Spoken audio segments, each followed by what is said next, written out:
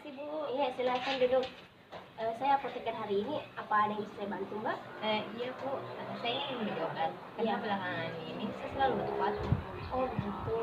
Tidak ada gejala lain yang Mbak rasakan? Tidak kok Bu. Oh.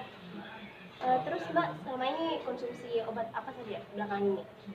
Saya mengalami infeksi saluran kemih, jadi saya mengkonsumsi ciprofloxacin. Oh begitu ya. Oh jadi Mbak sudah konsumsi antibiotik ya Mbak. Jadi nanti saya tidak kasih antibiotik lagi, cuma obat batuk aja ya Mbak. Nah saya ambilkan dulu ya Mbak.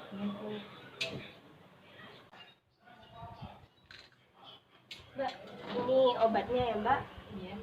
Jadi ini nanti saya kasih Mbak OBH untuk anti tusuk karena Mbak batuk kering ya. Iya. Ya. Nanti Mbak ini konsumsinya 3 kali sehari.